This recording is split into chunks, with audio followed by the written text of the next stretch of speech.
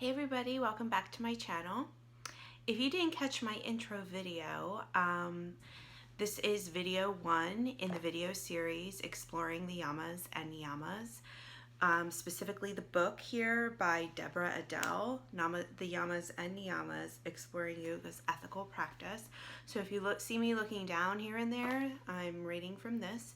And what we're going to start diving into in this video are the yamas, the very first yama, which is nonviolence. The Sanskrit word for nonviolence is ahimsa.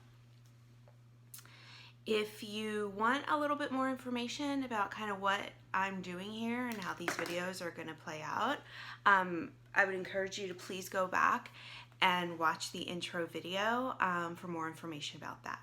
Before we jump into the first ahimsa though, I would really like to dive into, for a couple of minutes, just the background of the yamas and niyamas, where they came from, who wrote them, and how we have them here. The yamas and niyamas come from the Yoga Sutras of Patanjali. Patanjali was an Indian sage, mystic, philosopher, and the author of numerous Sanskrit works. It is estimated he lived between 2nd century BCE to 4th or 5th century CE. The thing with Patanjali is we don't know exactly when he lived or if he is in fact one singular person. During this time there were many different kinds of yoga, and it is said that it is possible this work was a collective effort that spanned time and that it would seem unfair for one to take credit, so Patanjali was created. One of the greatest known works is the Yoga Sutra, the guidebook to classical yoga. If you've ever taken a yoga class, chances are pretty good that you've heard a quote from the Yoga Sutra.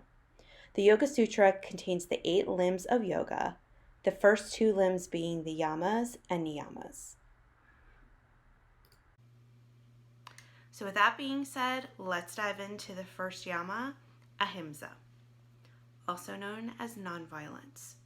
So this chapter opens up with Deborah Adele, the writer of this book, giving us an example of what nonviolence looks like. I think when we hear nonviolence, in our Western thinking, we jump right into what our true Western definition of nonviolence looks like, which is causing physical harm or physically threatening someone. In Christianity, Judeo-Christianity, we would call this thou shalt not kill, love your neighbor as you would love yourself. We're going to dive into that today. This is really what we're talking about today, but thinking about nonviolence and thinking also about violence, thinking about it differently.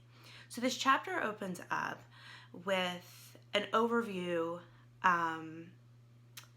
opens up talking about the story of the Karate Kid.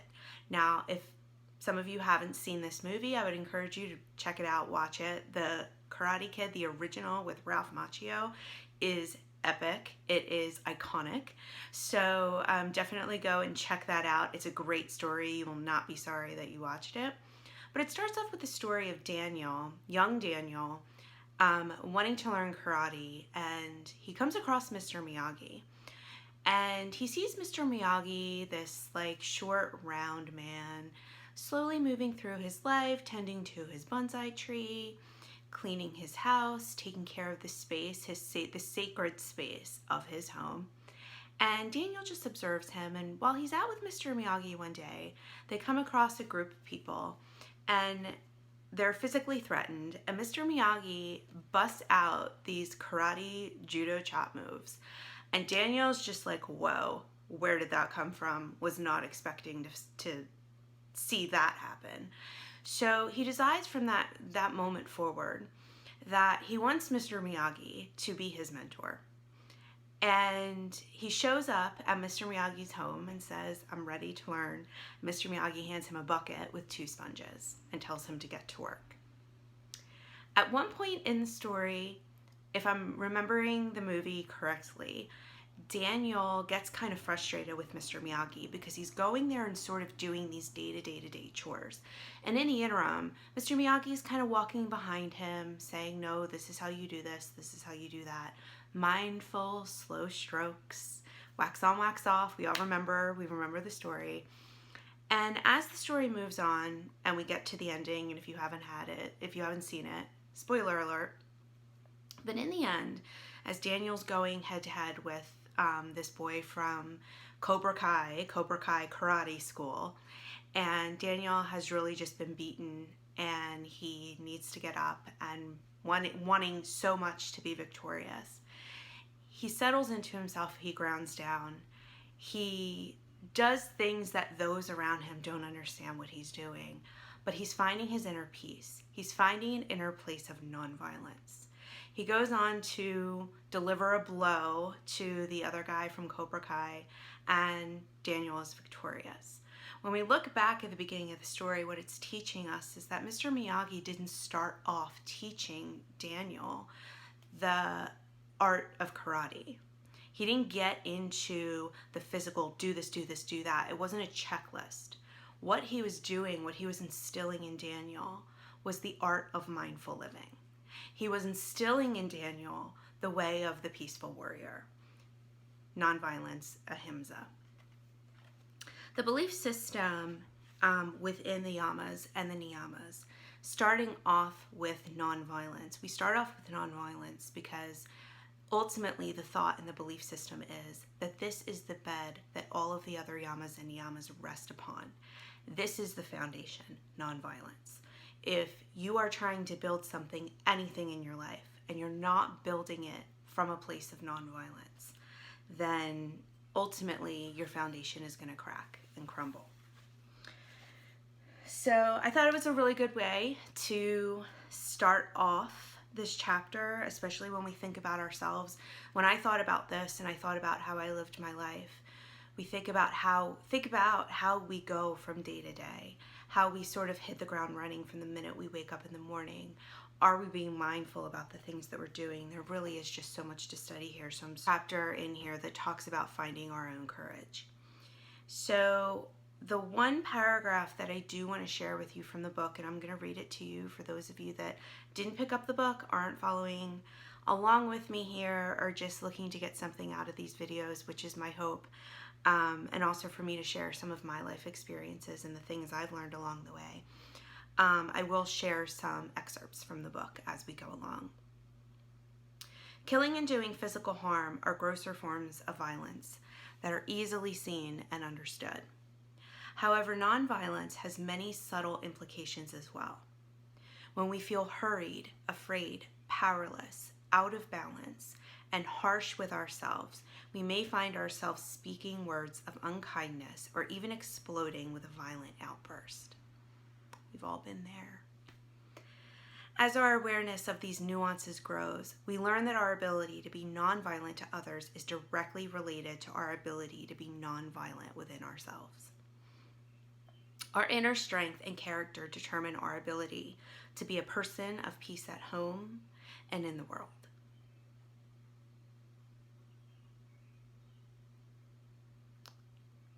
Ahimsa, or nonviolence, literally to do no harm, calls forth from us our most brilliant and best self. Our capacity to be nonviolent depends on our proactive practice of courage, balance, hope, love of self, and compassion for others. So the one piece that I struggle with within this, and there are a lot of learnings that I've had throughout my life, as I'm sure we all have, and it's always in hindsight when we look back and we see, and we sort of look at things and we're able to see the lessons, or we're able to see what God was telling us through those experiences that we were having, is really to have a love of self. I grew up with the thought of love your neighbor as you love yourself. And I think a lot of times, the 10 Commandments, many of us grew up with those. And after a while, they become a little trite, like love your neighbor as you love yourself. Well, we look around the world and we see that there are a lot of people that are really not nice. There are a lot of people that really can't love their neighbor as they love themselves because they don't love themselves. So what does that mean? For me, it's been honoring the things that I say yes to and seeing it through, and the things that getting comfortable saying no to. Healthy boundaries has been a way that's how that has love of self has really showed up in my life. It's not from a place of ego. It's not from a place of waking up in the morning and saying, everything today is just all about me, and I'm not too concerned with my brother or my sister or anybody else. It's just this existence is about me. It's about me in terms of what I'm bringing to the table. It's about me in terms of the human being that I'm becoming, that therefore raises the consciousness of the rest of humanity. But it's about bringing this down to a day-to-day. What are these things that I'm doing that I don't want to do, but these have just become learned behaviors? Maybe you're in a relationship and you really just don't want to be there anymore. You're not feeling this person is for you, and you don't know how to address that directly with them. Maybe it's getting up every day and getting into a car. This was a huge one for me. Currently quarantined, so this is still something I'm working through. But before the quarantine, when life was what it was before the quarantine, I don't want to say normal because I don't like that word. I don't think it was that normal. It certainly wasn't for me. But getting in a car every day, sitting in an immense amount of traffic to go to a job that I had lost my passion for, to work with people that I don't vibe with, to spend 40 plus hours every week doing something that is not honoring to me, honoring to self, and not honoring to where I see my future. It could be anything that you could apply this to in your life where you're just not feeling at peace. It might even be a friendship. Maybe you've had a friend in your life for 15 years and that person has just become a fixture in your life because they've been in your life for 15 years. And when you sit and you evaluate it, you find that there are more annoyances than there are pleasurable reasons for keeping this person in your life. In a lot of instances, has someone or something in your life become a cancer? All of these things taking time, because what happens is we get so swept up in the day-to-day, the schedule, the routine, checking off the boxes on the to-do list. I am an Aries woman and I love a to-do list. Somewhere within my to-do list, I lost myself. And it was a place that I felt like for me, I could only reconnect to when I'm on my yoga mat or when I'm in prayer or meditation. And that's a tough spot to be. I feel like it's the epitome of like the midlife crisis. All of a sudden you wake up and you're just dissatisfied. I wouldn't say I'm so much dissatisfied. I'm gratuitous for the things that I have in my life that I have truly worked so very hard for. And I show so much gratitude for all of those things. But it's okay to say, a decision I was making for my career 10 years ago, 27, 28-year-old Regina, may have been a good decision then. And for a lot of reasons may have been a good decision. It's okay for that decision to no longer be a good decision. It was a good decision then. Now, maybe it's just not the right decision. So getting there for me has also required me to sort of check in with myself frequently. And whether it's weekly, whether it's daily, whether it's in the evening, and really be able to shift my focus to my future and how I see things being and how I can love myself in the moment as I'm dealing with things that are difficult, and showing that compassion to myself instead of, powering through something, even physically.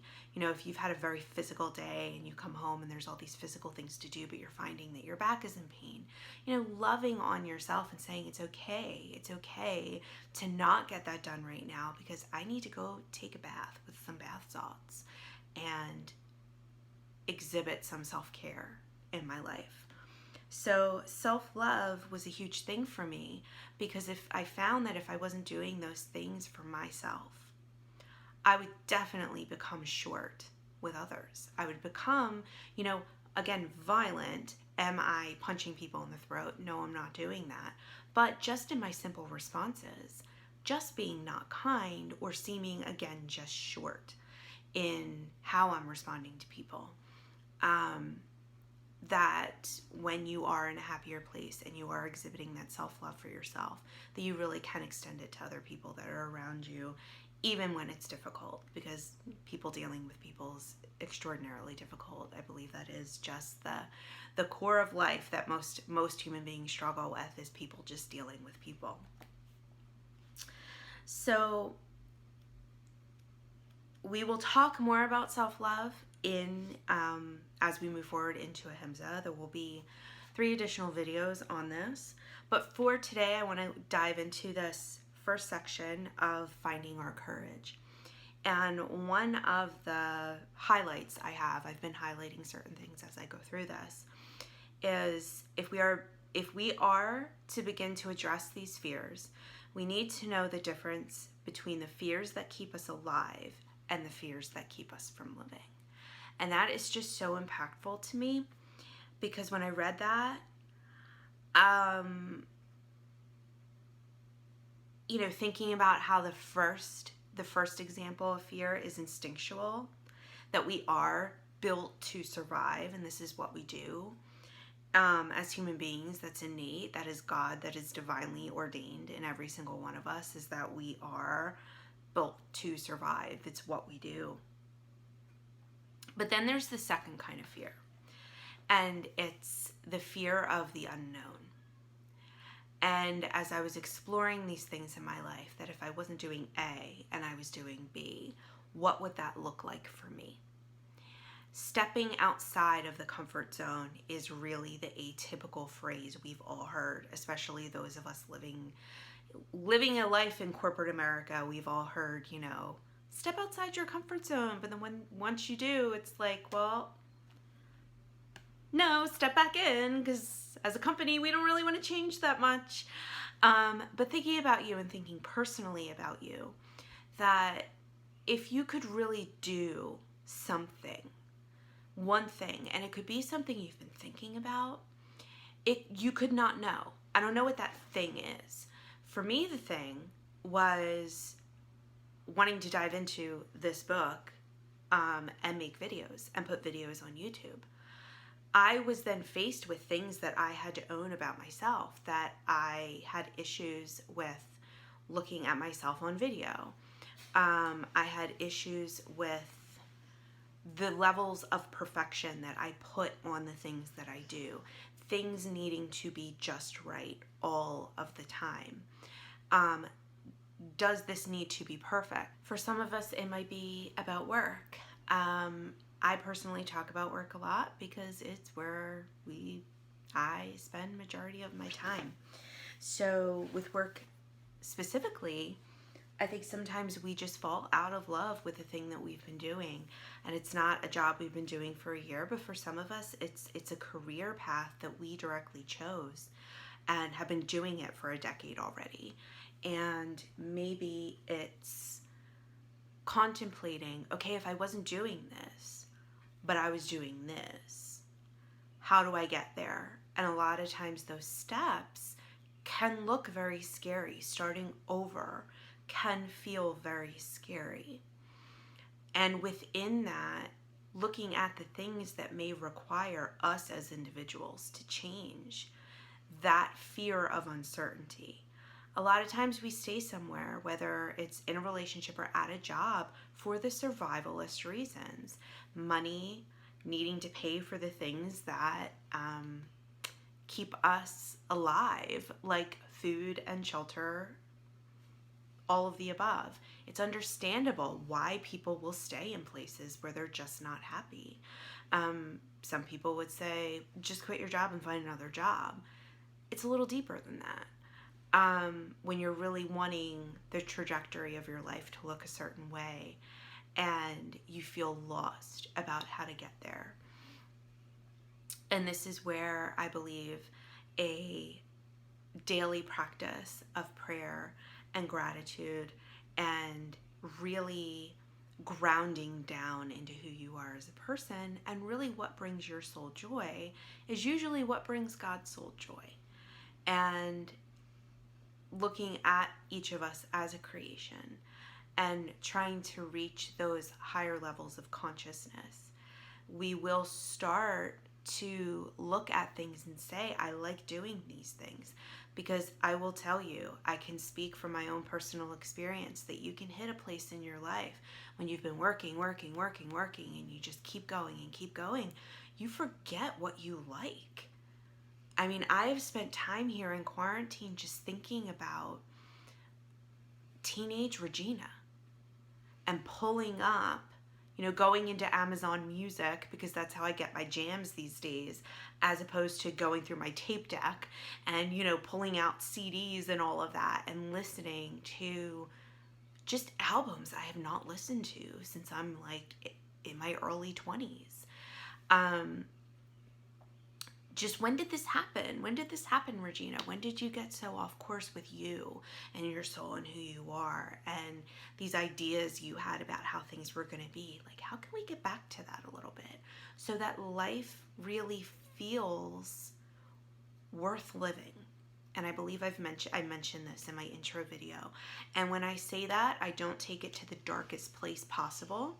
I take it to a place of every single one of us is a direct creation of a much higher power, whatever it is that you believe, whether you believe it's source, whether you believe that it's God very directly, whether you believe we have a Father in heaven and you believe in the Holy Trinity, whatever you believe and how you believe it, that you believe that we have a higher power. If you don't, I don't know what that means for you. It's a little hard for me to get into that headspace of not having a direct belief system, because my belief system has carried me through this life, has held me in its hands in this life, and it's very hard for me to really consider life being worth living without having that. Maybe you have, and that's wonderful. And it still doesn't mean that these restraints or these yamas can apply to you in your life in some way. You could still get something out of this and have that development and that building of character by having some sort of structure that can help you do that. I have found that I am a person that needs that structure. So I believe very strongly that we all have these innate gifts that are God ordained, and that it is our job while we're here to figure out what they are. For some of us, it may be the gift of analytics, and there's a future for you in corporate finance. That's wonderful. It's wonderful when people find their thing and they're just happy doing that. But it's also okay to make that decision at one point in your life, and then maybe later on it just isn't working for you. And that can really be heartbreaking. It was very heartbreaking for me to come to that realization. I can recall one day specifically getting into my car and getting on the interstate, and traffic was just so impossibly bad. When I woke up this one particular morning, I was just really like, I can't believe I have to go into work today. Just that I'm still doing this day in and day out, and I'm still going in. And that I was finding it hard to really dig down into the things that I wanted and kind of move forward with those things. And doing that while trying to hold down, a day-to-day full-time job can really be taxing. And so don't feel alone in that if this is where you are in life. These are just examples I'm giving of my own life experience. And in this one particular day, I'm sitting in my car, and a former coworker of mine that lives in another state had called me, because we were both always like sitting in traffic at the same time. And he said, "Hey, how's it going? Heading into work?" And I said, "Yeah." And at the moment that he had called me, I was behind the wheel of my car, and I really started filling up, because where I live in particular, all of the things, the traffic, it's just painful sometimes. And when you're dealing with that and you're going somewhere that you just aren't really that into anymore, but you just haven't had the time and the resources to do that forward planning and to think into that. And I was in this just emotional place. It's early in the morning. We're all much more vulnerable first thing in the morning. And which is why it's so important that if you have a prayer practice or meditation practice, that you're doing that in the morning when you wake up, because your resistance and the barriers that you can put up to receiving revelation are much lower in the morning, early morning hours. And I started to cry, and I said to him, I said, I keep doing this to myself.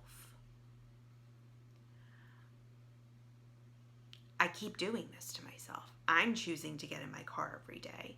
I'm choosing to go to this building every day. I'm choosing to do this job every day.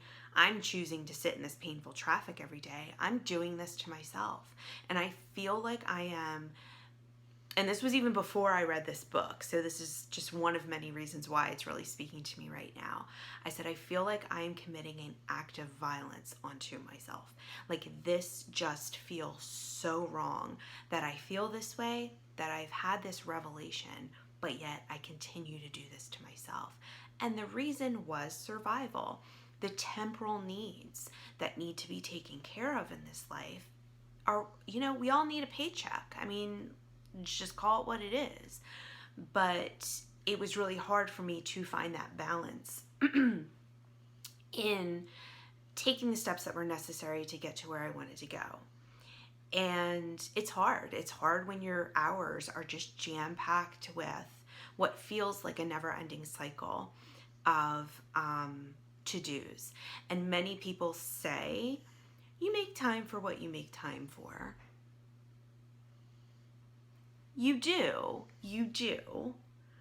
If you say day in and day out that you don't have time for prayer, okay, well, you're just not taking the 3 to 5 minutes in the morning it really takes to sit down and center and ground down and just sit in peace with God and hear and listen, and pray and do that. You can do that if you want to do that. Major life decisions. Where do I see my life 5 to 10 years from now? And what are the steps required to do that is kind of a whole other ball game. It's not, you would make time to go to the gym if you really wanted to go to the gym. Correct. You would. You would in theory. You would. But I think what those hurdles to get to that, whether they are mental or whether they truly are physical and just discipline is needed in our lives, it's tough. I think those barriers are different and they look different for every single one of us. But I think some of us could agree, and I could agree, that some of the things and some of the conversations that I wanted to have and some of the things that I wanted to incorporate into my life and do were just not something I had a whole lot of time for. And now that I've been given this time, what could I step into now that I have this time at home? And the minute my resistance would butt its head against that idea like this, I had to say, okay, there's something here I'm afraid of. What is the fear? And is the fear of forward and the unknown really what's scaring me here and keeping me from doing those things that I want to do to achieve what I want to achieve? Create a life and a world free of violence is first and foremost to find our own courage. Courage is not the absence of fear, but the ability to be afraid without being paralyzed.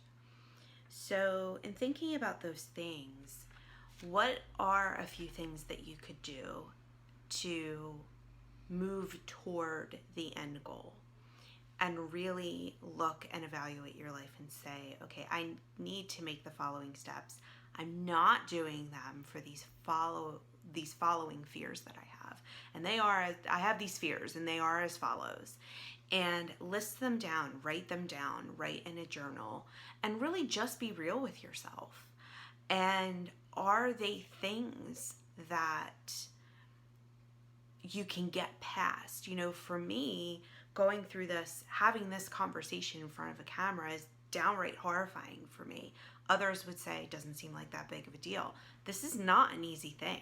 I did not think that speaking to a camera was going to be this hard, but it is. And it gets easier over time. But it was also like having to look and edit video and have to look at myself and then deal with flaws and things about myself that maybe physically I don't really like. And am I being too hard on myself? Where can I find compassion for myself? And that was huge for me. And again, it's going to be different for each of us. Some of you might hear that and think it's really not that big of a deal.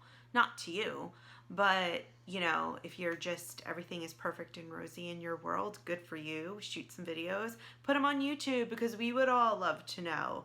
But life is just this journey, man, and it's just tough sometimes.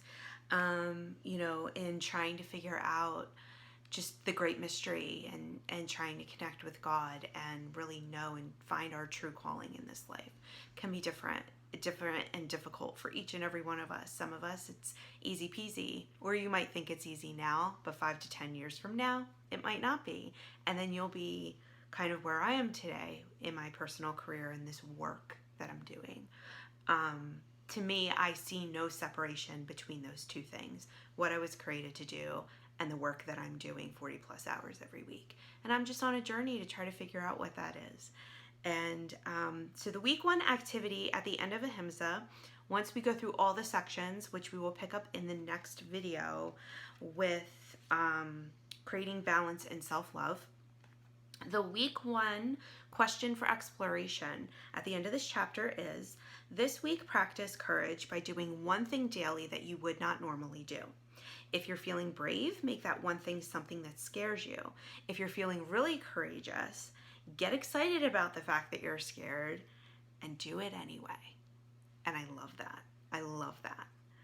I've always said, if I'm not a little scared going into something, I don't feel alive. But it's also probably not where I should be or what I should be doing. So get excited about being a little scared as to whatever that is. See if you can discern between fear and the unfamiliar. Watch what happens to your sense of self and how your relationships with others might be different because you are courageously stepping into unknown territory. And I think on that note, you know, something that I'm realizing about myself is that the more I step into the unknown and this unfamiliar territory, I feel the growth happening. And I'm also just much more outgoing with people that are around me and willing to talk to them and talk to them about these things. It's just an amazing thing. So I hope this video helped. Again, we will pick up a week from now with week 2 activity and those other parts of Ahimsa, nonviolence. As we explore this Yama, thank you for joining me. Thank you for being with me on this journey. If you have not taken a moment today to thank God just for being alive, please take a minute and do so now. Until next time, live well.